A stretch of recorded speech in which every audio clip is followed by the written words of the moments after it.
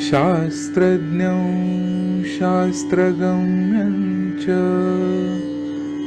धर्मगम्यं च धार्मिकं निस्संगं सकलाधारं भक्तं स्वात्मरतं तथा वाग्मिनौ शान्तमूर्तिं च भक्तदुःखप्रणाशनं योगिनं माधवानन्दं सोऽहं रूपं नमाम्यहम्।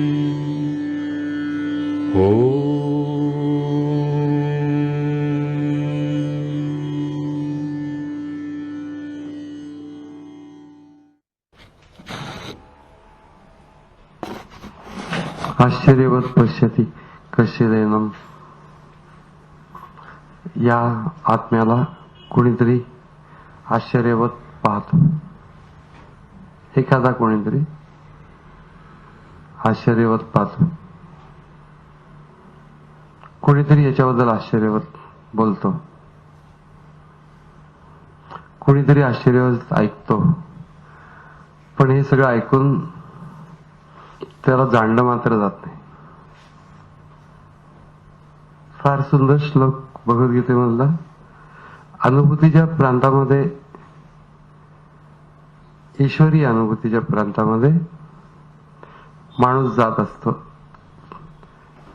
त्या अनुभूतीच्या प्रांताला धरून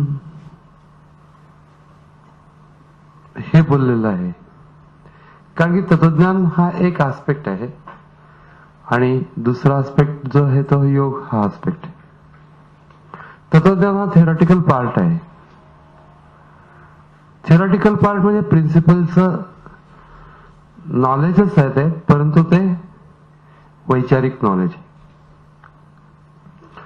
पण प्रत्यक्षात मला अनुभूती घ्यायची असं जेव्हा एखाद्या व्यक्तीला वाटत असतं त्यावेळेला तो मार्ग टफ असतो भयंकर.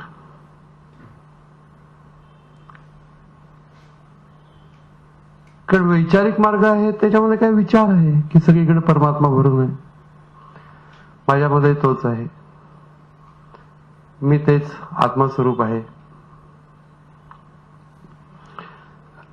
हा वैचारिक मार्ग विचार सोपाच आहे, काही त्याच्यामध्ये अडचण काही नाहीये. पण प्रॉब्लेम कुठे आहे तर मी आत्मा आहे असं मला वाटत नाही. इथं प्रॉब्लेम आहे. काही झालं तरी मला असं वाटत नाही की मी आत्मा आहे, मी तत्वस्वरूप आहे असं मला कधी वाटत नाही. नैनम छिंदंती शस्त्राने वगैरे पाठ ठॅ ठॅ ठॅ कुणी केव्हाही झोपेतून उठव. नैनम छिंदंती शस्त्राणी नैनम दहती पावका न चैनम क्लेदम यंत्यापो न शोषयती मारुता. असं काही होत नाही वगैरे वगैरे. पण प्रॅक्टिकली थंडी येईल म्हटल्यानंतर सुद्धा भीती वाटते. सकाळी उठायचं म्हटलं की भीती वाटते. म्हणजे उठत नाहीच आपण परंतु भीती वाटते भयंकर. कारण का तर प्रॅक्टिकल आस्पेक्ट हा एक वेगळा आहे आणि थेरॉटिकल आस्पेक्ट हा वेगळा आहे. त्यामुळे अनुभूतीचा प्रांत हा प्रॅक्टिकल आस्पेक्ट आहे, त्यालाच योग असं म्हटलं जातं. तर योग हा जो मुख्य अनुभूतीचा प्रांत आहे की देव देव देव देव असं सगळं सारखं म्हटलं जातं, परंतु त्याचा अनुभव येतो का तर हा श्लोक सांगतो की येस, एखाद्यालाच येतो पण येतो. ह्याच्यातलं जे असर्शन आहे दॅट इज इम्पॉर्टंट. सगळ्यात महत्वाची गोष्ट काय की येस, ईश्वराचा अनुभव येतो. आश्चर्यवत पश्यति कश्चिदेनम. म्हणजे कोणीतरी एखादा त्याला पाहतो, म्हणजे खूप लोकांना तो पाहायलाच मिळत नाही, अनुभवायला मिळत नाही. हा त्याचा निगेटिव्ह पार्ट आहे. पण एखादा पाहतो हा पॉझिटिव्ह पार्ट आहे. आणि इथंच तर सायन्सचा महत्वाचा आस्पेक्ट येतो किंवा असं होऊ शकतं. कुणीतरी एखादा याला आश्चर्यवत त्याच्याबद्दल बोलतो कारण ज्यांनी पाहिलेलं असेल, अनुभवलेलं असतं, तो त्याचा अनुभव मांडायचा ज्या वेळेला शब्दामध्ये मांडण्याचा प्रयत्न करतो त्यावेळेला तो अनुभव म्हणजे असा विलक्षण असतो आणि ऐकणाऱ्या माणसाला विलक्षण आश्चर्य वाटतं. बोलतोच तो विलक्षण, कारण की त्याला विलक्षण उत्साह आलेला असतो. ईश्वराची प्रत्यक्ष अनुभूती आल्यानंतर त्याला उत्साह विलक्षण येणं स्वाभाविकच आहे. त्या कृष्ण कथेच्या मध्ये भगवान शंकर बैराग्याचं रूप घेऊन येतात. कथा आहे, बैराग्याचं रूप घेऊन येतात आणि काय तर भविष्य सांगेल या मुलाचं वगैरे असं म्हणून. आणि ती यशोदा असेल, ती यशोदा म्हणते की अजिबात ते बैरागी वगैरे लोकांची माझ्या मुलावर दृष्टी पडायला नको. बैराग्याची दृष्टी माझ्या मुलावर पडायला, म्हणून मी याला अजिबात दाखवणार नाही असं म्हणते. तो पुन्हा निरोप पाठवतो की मी बैरागी आहे, परंतु मला भविष्य चांगलं कळतं आणि त्यानुसार मला मुलाला पाहायचं आहे. तर त्यावेळेला ते पुन्हा आतून सांगते की नाही, पाठवणार नाही, बैरागी वगैरे लोकांची दृष्टी नाही पडायची. असं म्हटल्यानंतर कृष्ण भयंकर रडायला लागतो आणि इतकं विलक्षण रडायला लागतो की तो थांबतच नाही. आणि काही झालं तरी का थांबत नाहीये म्हणून, आणि इतकं मोठ्याने भूकाळ पसरलेलं आहे. तर त्या आजूबाजूच्या बायका सांगतात की अगं त्या बैराग्याला नाही म्हणलीस ना, तेव्हापासून हा रडतोय, त्यामुळे एकदाच त्याला दाखवून घे.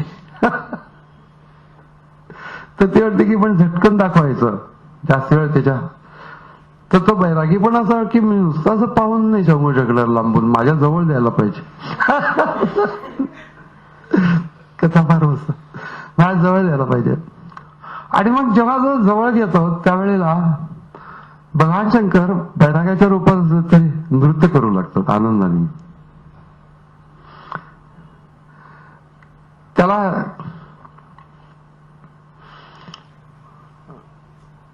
डोंगरे महाराजांनी त्याच्यावर विवरण करताना असं म्हटलेलं आहे की एखाद्या माणसाला साधं काहीतरी मिळालं, अगदी आंबाबिंबा मिळालं तरी त्याला नाचावं असं वाटतं. तर इथं तर प्रत्यक्ष कृष्ण हातात आहे, तर शंकराला नाचावं असं का नाही वाटणार म्हणून. कारण ती अनुभूती आहे, त्याला घेतल्यानंतरचा जो आनंद आहे तो प्रगट होतोय, आश्चर्यवत आहे. पाहणाऱ्याला सुद्धा असं वाटतं की अरे काय आश्चर्य आहे, हा एवढा असा नाचायला काय लागला बैरागी. तर ती यशोदा म्हणते बास करा तुम्ही, नाचू बिसू नका, भविष्य सांगा. तर त्याच्यामध्ये मग तो तिला परत देतो आणि काय म्हणतो की हा सम्राट होईल, सम्राट होईल. मग आता जनरली काय की काहीतरी चांगलं म्हटल्यानंतर लोकांना बरं वाटतं आणि ते पण तितपतच घेतात, ठीक आहे सम्राट होईल, सम्राट. चांगलं बोललाय ना, सोडून. आणि संबंध जन्मावर श्रीकृष्ण सिंहासनावरती बसलेलं नाही, म्हणजे राज्य. मथुरेचं राज्य उग्रसेनाला दिलं, त्याच्यानंतर उग्रसेनाला राज्य दिलं, त्यावेळेला ती नगरी हलवली आणि द्वारकेला हलवली. तिथं सुद्धा उग्रसेनालाच राजा केला, स्वतः राज्यावर बसले, मी हे तयार केली द्वारका वगैरे नाही. हा तिथं अडचणी होत्या म्हणून आपण हलवलेली आहे, राजा तोच राहील. मग त्यावेळेचा सम्राट असं कधी झाला नाही, पण प्रत्येकाच्या हृदयाचा सम्राट झाला तो. अशा रीतीने तो सर्व लोकांच्या हृदयाचा सम्राट होऊन राहिला की त्याला हलवताच येत नाही एकदा आतमध्ये बसल्यानंतर. अशा रीतीने भविष्य पूर्ण झालं.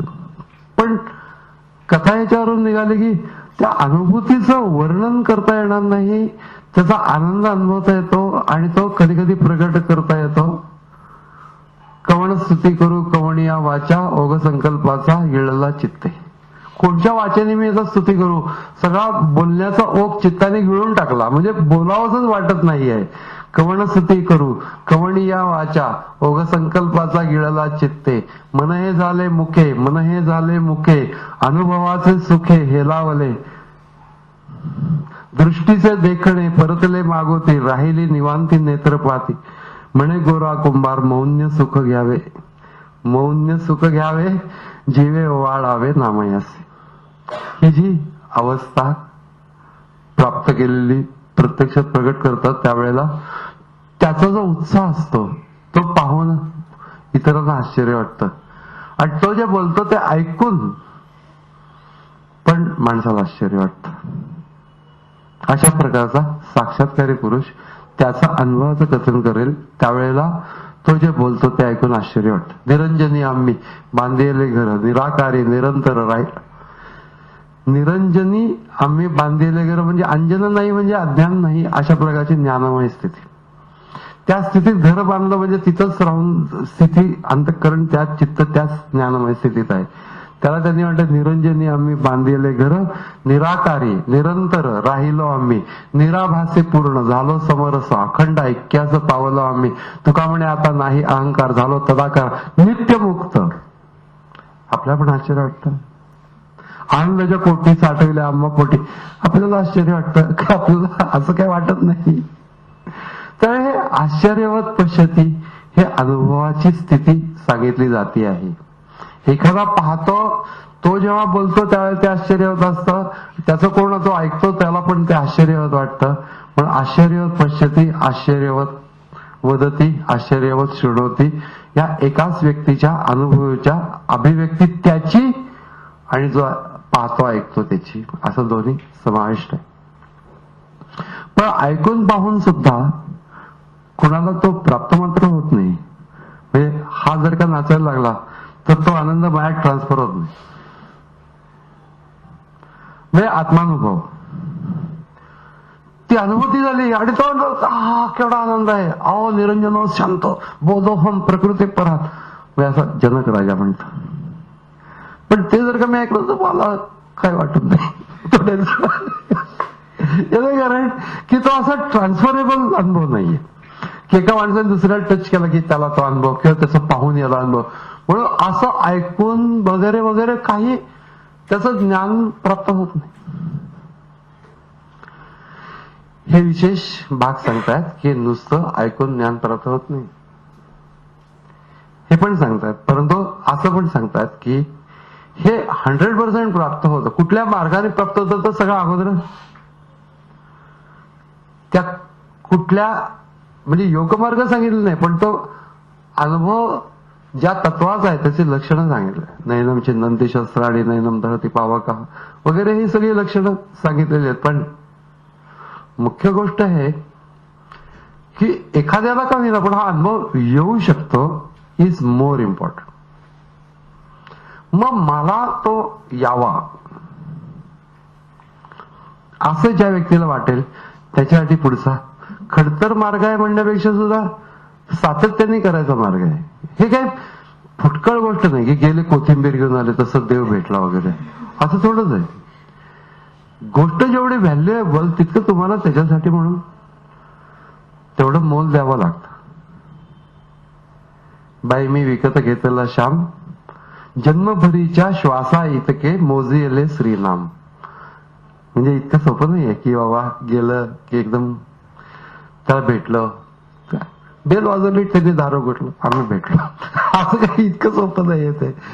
त्याच्यासाठी म्हणून शारीरिक पातळीवरनं मानसिक पातळी बौद्धिक पातळी आत्मिक पातळी अशा अवस्थांपर्यंत जायचं आहे. आणि त्याला एक डेफिनेट मार्ग आहे. सगळ्यात महत्वाचा आस्पेक्ट भगवद्गीतेचा म्हणजे निश्चितता आहे मार्गाची. तो आपल्याला वैचारिक पटू शकतो हे असं होईलच. म्हणून जे लोक कन्फ्युजिंग अध्यात्म बोलतात त्यांनी गीता नीट अभ्यासलेलं नसते म्हणून ते कन्फ्युजिंग बोलतात. जे नर्वस अध्यात्म बोलतात काही लोक आध्यात्मिक फार नर्वसनेस आणतात त्याच्यामुळे कारण की कितीतरी वर्ष लागतात कितीतरी 84 लक्ष योनी वगैरे गीतेने कधी उल्लेख केला नाही 84 लक्ष योनी. बाकीचे लोकच करतात. कुठं त्याचा विचार करावा 84 लक्ष योनीचा. 84 लक्ष म्हणजे किती शून्य त्याच्यावर हे पण आमच्या लक्षात येईल. 84 लक्ष कुठं त्याचा विचार करत बस. मग पॉझिटिव्हली काय की माझ्या हातात काय ते धरून पुढे जाणे फिनिश. आणि माझ्या हातात काय आहे, तर चैतन्य हे माझं मूळ स्वरूप आहे.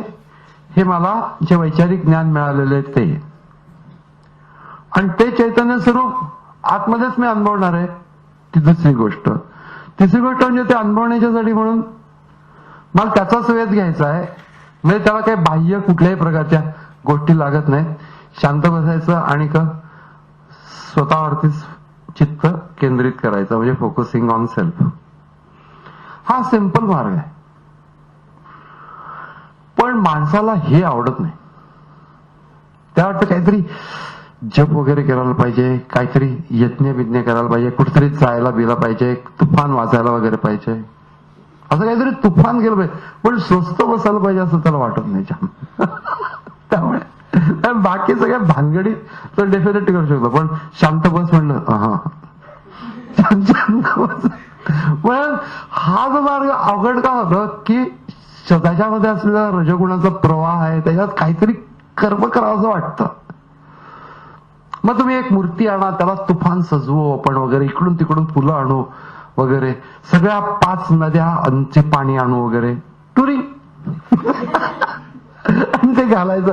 कशाच 5 नद्यांचं पाणी, आत्ताच नळाचं पाणी घेऊन घालणं ते 5 नद्यांचं पाणी लागतं, त्याला लागतं. तो कोण ते काय माहित नाही मला, पण त्याला लागतं ते घाल. असे ते सगळे माणसं उद्योग करत फिरत राहतात, त्यांना कुठल्याही परिस्थितीत. आणि त्यामुळेच हे इतकं ऑब्व्हियस असून माणसाला प्राप्त होत नाही. त्याचं कारण की त्याची बहिर्गामी प्रवृत्ती, नॉट गोइंग टू सेल्फ. दुसऱ्या कुणाच्याही संबंधित होऊन राहू शकतो, अनेकांशी संबंधित होऊन राहू शकतो, पण स्वतःशी संबंधित होऊन राहणं ही त्याची टेंडन्सी नाही. शांतपणे स्वस्त राहा, स्वस्त वगैरे नाही, मस्त राहू. मस्त म्हणजे 4-5 लोक काहीतरी उद्योग करणे, धमाल करणे, ते तर आहे. म्हणजे तर करावंच, त्याच्यात काही शंका नाहीये की काय सारखं आपलं डोळे मिटून आतमध्ये बसायचं असं तरी शक्य नाही. पण जेव्हा तुम्ही त्याचा सर्च घेता त्यावेळेला तुम्हाला शांत बसता आलं पाहिजे. आणि तुम्ही तशा प्रकारची अभ्यासू प्रवृत्ती ठेवली नाही. स्वचा अभ्यास करणे, बुकिश अभ्यास नव्हे. हे ग्रंथ वाच, ते ग्रंथ वाच, ओव्या पाठ म्हणून दाखव वगैरे, ते काही उपयोग नाहीये. उपयोग म्हणजे तात्पुरतं तू भंकच बोलतो त्याच्यापेक्षा ओव्या बोलल्या लोकांना बरं वाटतं, एवढाच त्याचा उपयोग आहे, याच्या पलीकडे त्याचा उपयोग काही नाही. तर ती गोष्ट अनुभूतीच्या पातळीवर नेण्यासाठी तुला अंतरंग मार्ग स्वच्छ येतो. तो सुद्धा काही असा खूप गूढ नाही. लोक ते सांगतात की असं ते एकदम बसायचं की सबकॉन्शियस टू सुप्रा कॉन्शियस, सोडून द्या सगळं काही, आम्हाला काही या सगळ्या भानगडीशी घेणं नाहीये. गोइंग टू सेल्फ इतकी सिंपल स्ट्रेट गोष्ट आहे जी मला सेल्फची नॉर्मल जाणीव आहे, त्याच्यामध्येच राहायचं, फिनिश. पण ते असे भारी भारी शब्द असतात एकदम. आणि मग ते डिसेंडिंग ग्रेस, मग ते सगळीकडून असं वर्षाव होत आहे वगैरे, असा तुम्ही विचार करा की सगळीकडून वरतून तुम्हाला असा कृपेचा वर्षाव होते. काय घेणं आहे कृपेचा वर्षाव पण नाही. मग त्याच्यानंतर ते गायडेड मेडिटेशनच्या कॅसेट लावायची, बसायचं, शांत बसा, हळूहळू आपण खोल खोल खोल खोल चालेल. मग एका ठिकाणी आलो, खूप छान बाग आहे तिथे, फुलं बिलं फुललेली आहेत, आता बसा. आम्ही पुण्यातले लोक बागेत बसलो की भेळ कुठे दिसते काय द्यावा सुद्धा. या सगळ्या भानगडी सोडून देऊन, या सगळ्या भानगडी ज्या चित्ताला लागलेल्या असल्यामुळे ते पाहणं हे आश्चर्यच होतं. म्हणजे या भानगडी माणूस सोडू शकत नाही, काही ना काहीतरी उद्योग चालूच राहतात. या सगळ्या गोष्टींना काही अर्थ नाही. गोइंग टू सेल्फ हे डायरेक्ट करायला पाहिजे. कोणाच्याही मदतीशिवाय आपण ही गोष्ट करू शकतो. गुरूंनी डोक्यावरती हात ठेवला, त्यांनी सांगितलं की आता हे होईल वगैरे, असं पण करण्याची गरज नाही. तू पहिल्यांदा कल्टिवेट कर ना. स्वच्छ मार्ग सांगणं हे गुरूंचं काम आहे. खरं सांगायचं तर कन्फ्युजन निर्माण करणं हे अनेक बंधू लोक करत असतात. म्हणजे ते बंधू म्हणजे ते काही खूप तुम्हाला खूप लुबाडतील अशातला भाग नाही, पण ज्या माणसाला अनुभूती आलेली नाही तो ज्या वेळेला हा मार्ग सांगतो त्यावेळेला ती एक प्रकारची बंधुगिरी होते. त्याला काही अपेक्षा नसेल, कदाचित आर्थिक अपेक्षा नसेल, परंतु त्याला एक उर्मी असते गुरु होण्याची. मेन प्रॉब्लेम तिथं आहे. त्या गुरु व्हायला खूप लोकच तयार असतात, शिष्य व्हायलाच लोक तयार नसतात. मला याप्रमाणे करायचं आहे, डायरेक्ट करायला पाहिजे ना. व्हाय नॉट. म्हणून त्या भारताने ज्या वेळेला अणुबॉम्बचा स्फोट केला त्यावेळेला एकाने वक्तव्य केलं. सगळ्या लोकांना आश्चर्य वाटलं की कसं काय इतकं गुप्त ठेवू शकले भारतातले लोक आणि गुप्त ठेवू शकले. तसं त्यांना खूप आश्चर्य वाटलं. पण त्यांनी असं विचारलं त्यावेळेला एकाने सांगितलं, we never kept it as a secret but nobody believed. तसं आहे ते की ऍक्च्युअली याचं सिक्रेट काहीच नाही आहे, पण लोकांना असं वाटतं की काहीतरी प्रचंड केलं पाहिजे त्याच्याशिवाय कसं होईल. पण तोच तो मार्ग सिम्प्लिफाय सिम्प्लिफाय सिम्प्लिफाय सिम्प्लिफाय करत करत करत म्हणजे ही गोष्ट जशी इतकी सिम्प्लिफाईड आता आम्ही ज्यावेळेला समजतो त्यावेळेला हो झालेली आहे, तितकी ज्यावेळेला सुरुवात माणसाने ईश्वराच्या सर्चसाठी केली त्यावेळेला केवढं कन्फ्युजन असणार. कारण काही कळतच नाहीये, कशा रीतीने शोध घ्यायचा माहिती नाही, काही काही काही माहिती नसताना या लोकांनी विलक्षण प्रयत्न केले. वेगळ्या वेगळ्या प्रतिमा निर्माण केल्या, सूर्यात आहे, चंद्रात आहे, लाकडी प्रतिमा केल्या, वाटेल ते असं करत करत मानव हळूहळू या कन्क्ल्युजनला आला की बाहेरच्या प्रतिमांचं कितीही कौतुक केलं तरी देखील अनुभूती येत नाही. मग ते आतमध्ये असलं पाहिजे अशा रीतीने इनवर्डनेस, आणि त्या इनवर्डनेस मध्ये विश्वातलं चैतन्य आणि आतलं चैतन्य एकच आहे हा कन्सेप्ट हा त्या माणसांना देवाने दिल्याशिवाय होणार नाही. नो मटेरियल्स मध्ये तुम्ही विचार करा की असं कसं होईल की त्या तत्वाचा वेध घेणं. त्याला चिन्मयानंद स्वामींनी म्हटलं, it is like an electric bulb trying to see electricity. It's so difficult.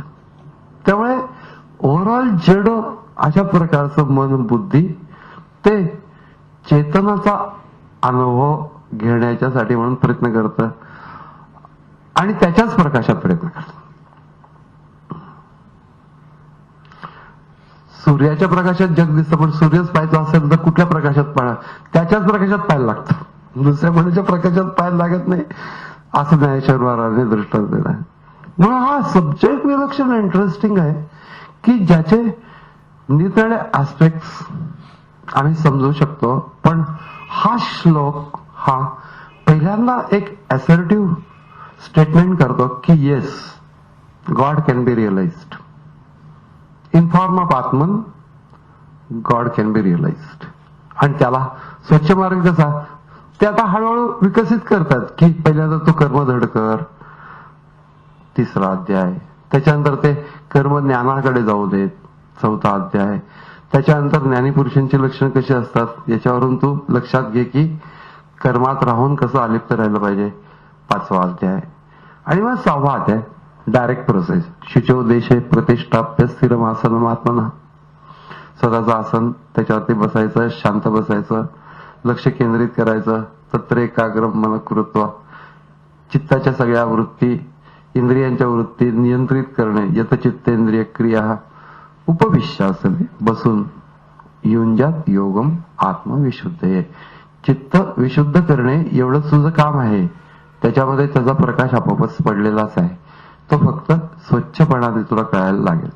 अशी जी एकंदर पुढच्या योगाची स्थिती फार इंटरेस्टिंग सब्जेक्ट आहे. कंटाळवाणा पार्ट कुठला असेल तर तो तत्वज्ञानाची भाषा आपल्याला त्याच्याशी काही संबंध नसतो आणि ते तत्वज्ञानाचा भाग आहे तो कंटाळा आणू शकतो. आणि त्या तत्वज्ञानाच्या भागापेक्षा ते तत्वज्ञान प्रगट करणारे लोक जास्ती कंटाळा आणतात. कारण की ते भयंकर चेहरा करतात तत्वज्ञानाच्या ह्याच्यामध्ये. आणि मग त्यामुळे असं वाटतं की नकोच आहे, मरू दे. पण ते हा तत्वज्ञानाचा विषय जो आहे तो त्याचा थेरॉटिकल पार्ट आहे आणि प्रॅक्टिकल आस्पेक्ट हा योग आहे. आणि योग हा आस्पेक्ट सांगायचा आहे पुढे, पण इथं स्टेटमेंट केलंय की आश्चर्यवत पश्यती कश्चिदेनम. कोणीतरी एखादा आश्चर्यवत याला पाहतो, हे सर्टन आहे, शुअर आहे. पण तुम्ही हे लक्षात घ्या की हे मी सांगतो आहे, ह्या सगळ्या गोष्टी नुसत्या ऐकण्याने हे होणार नाही, असं स्टेटमेंट करून इथं हा सगळा विषय संपवून टाकला. फिनिश. फार सुंदर श्लोक. सर्व श्लोक जे आहेत त्याच्यामध्ये प्रत्येक जो सेक्टर आपण बघतो आहोत, प्रत्येक श्लोकांचा ग्रुप आपण बघतो, त्याच्यामध्ये काही ना काहीतरी एक स्पेशल मेसेज आहे. आणि त्या स्पेशल मेसेजचा बऱ्याच श्लोकांच्या मेसेजचा पर्सनॅलिटी डेव्हलपमेंटशी संबंध आहे.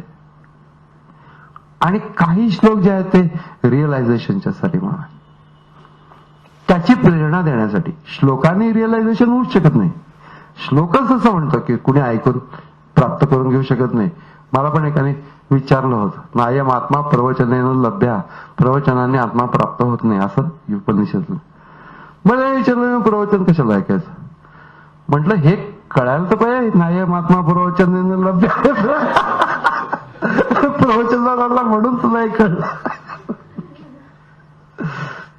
वैचारिक बैठक तयार होणं आवश्यक असतं, ज्याला स्वामी चिन्मयानंदांनी नॉलेज अक्वायर्ड असं म्हटलेलं आहे. आणि नंतर नॉलेज एक्सपिरियन्स्ड. नॉलेज एक्सपिरियन्स्ड त्याच्यामध्ये एनर्जी टाइम वेस्ट होऊ नये म्हणून नॉलेज अक्वायर्ड जितकं परफेक्ट असेल तितकं तुमचा वेळ कमी जाईल. तुम्ही 1000 ठिकाणी प्लंजिंग इन टू डार्क असं होणार नाही. या सर्व गोष्टीचा सॉलिड उपयोग. मग आपण समजून घेत आहोत. कुणी आम्हाला विचारलं की तुमच्या याच्यामधली मध्यवर्ती गोष्ट कुठली. आत्मदर्शन हीच मध्यवर्ती गोष्ट आहे. आत्मज्ञान प्राप्ती हीच मध्यवर्ती गोष्ट आहे. आत्मज्ञान म्हणजे स्वतःच्या आतमध्ये असेल चैतन्य तत्व, त्याचं ज्ञान. आणि तेच विश्वामध्ये आहे असं ते आपोआपच होतं. नंतर विश्वातल्या चैतन्य तत्वाचं डायरेक्ट ज्ञान नाही होत. इकडं चैतन्य, तिकडं चैतन्य, जिकडं पाहू तिकडं चैतन्य वगैरे, दगडातून चैतन्य प्रगट, म्हणजे त्या माणसाला काही कळलेलं नाही असं त्याचा अर्थ. मग ते काही फेका मारत राहतात काही पण, की असं चालता चालता सगळीकडनं असं चैतन्य दिसायला लागलं. अरे येड्यासारखं दिसत नाही, आतमध्येच दिसतं. पहिली गोष्ट म्हणजे ही अवस्था आंतरिक आहे, ती पहिल्यांदा प्राप्त व्हायला लागते, मग त्याचं बाह्य विश्वामध्ये ते आहे हे तत्वतः जाणलं जातं. प्रत्यक्षता नाही की तो बघ दिसला परमात्मा, तो बघ दिसला परमात्मा, तो असं जे, किंवा देवाला नमस्कार करणं, ते तो मी नव्हेच नावाचं तो नाटक होतं तुम्हाला माहिती आहे. मग ते देवाशी बोलायचं वगैरे, हे सगळे जे प्रकार अनेक बुवा अजून करतात आणि लोक अजूनही ते पचतात त्या गोष्टीला. असं कधी बाह्यता उद्योग करत बसण्याचं कारण नसतं. महापुरुष ज्या वेळेला एखाद्या महापुरुष रामकृष्णांसारखा जगन्मातेशी बोलतो त्यावेळेला तो आंतरिक स्थितीमधलं फक्त बोलतो, फक्त शब्दांनी ते व्यक्त होत असतं एवढंच. तो काही आता बाहेर तिथल्या जगन्मातेशी, इकडच्या जगन्मातेशी असं बोलत नसतो. मला सगळा विषय समजून घेऊन नीट करायला पाहिजे. खूपच इंटरेस्टिंग आहे. कारण नाही तर आपल्या जीवनाला असं स्पेशल हे काय आहे, वडापाव वगैरे हे आपले साधारण इंटरेस्ट आणि का ते की मिळणारा आनंद साधारण आहे आणि तोच प्रकार होतो. पण याच्यामध्ये तोच प्रकार होत नाही. कारण की या मार्गावर तुम्ही जात असता त्यावेळेला आत्मप्रवाह नित्य नवीन नित्य अनुभव प्रगट होत राहतो. मोगरा फुलला फुले वेचता बहरू कळी असे आला. म्हणजे इतके योगाचे अनुभव ज्ञानेश्वर महाराज व्यक्त करतात की त्या मोगऱ्याची फुलं वेचता पुढच्या अनुभवांच्या कळ्या तयार आहेत. म्हणजे आताच्या अनुभवांची फुलं वेचता पुढच्या अनुभवाच्या कळ्या तयार आहेत, ते आता लगेच उमलतील. इतक्या वेगाने अनुभव येत आहेत. हा योगपर अभंगामधला अभंग आहे. मोगरा फुलला इवले से रोप लावेले द्वारी, म्हणजे हा भाग तयाचा वेलू गेला, या भागाला गगन म्हणतात. तयाचा वेलू गेला गगनावरी, हे सगळं योगपर भाषेमध्ये मांडलेलं आहे. पण बहुतेक करून बँकांच्या शाखा 13वी शाखा उघडली की त्या शाखेच्या उद्घाटनाला तो माणूस 100% इव्होलेचा वेलू वीज लावेलाद्वारे त्याचा वेलू गेला गगनावर 13वी शाखेला 14व्या शाखेला पुन्हा तेच. म्हणजे मला असं वाटतं की ज्ञानेश्वर महाराजांनी या LICचे ऑफिसर याच्यासाठी हे लिहिलं असेल असं वाटत नाही. परंतु सगळे लोक तसा वापर करतात आणि कुठेही काही जरी झालं तरी देखील इव्होलेचे रोप लावल्याद्वारे डँग. वस्तुतः हे योगपर आहे. तर इव्होलेचे रोप म्हणजे बीजमंत्र दिला जातो, त्याच्यानंतर मस्तकात लक्ष केंद्रित करायला सांगितलं जातं आणि मग हळूहळू त्याच्या अनुभूती या भागामध्ये यायला लागतात. त्याला गगन असं म्हणतात, चिदाकाश असं म्हटलं जातं. म्हणून त्या योगपर अभंगांच्या मध्येच आहे. आम्ही स्वतः पाहिलेलं आहे. ज्ञानेश्वर महाराजांचे एक अभंग आहे, त्याच्यामध्ये वेगवेगळे विषय विभाग केलेले आहेत आणि त्याच्यात हा योगपर अभंगांच्या विषयामध्ये आहे.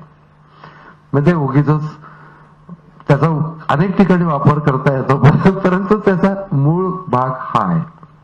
समजून घेऊन जितकं करू इंटरेस्टिंग आहे. लिटरेचर पण ब्युटिफुल आहे, पण ते संतांनी लिहिलेलं हे लक्षात ठेवा. हे अलीकडचे प्राणिक हिलिंग वगैरे वाले लोक आहेत ते किंवा रेखी वाले लोक ते पण हे करतात, परंतु तुम्ही शक्यतो संतांचंच वाचा, म्हणजे त्याच्यामध्ये तुम्हाला बेसिक काय ते कळेल. चला, भरपूर झालं. हरिओम तत्सत.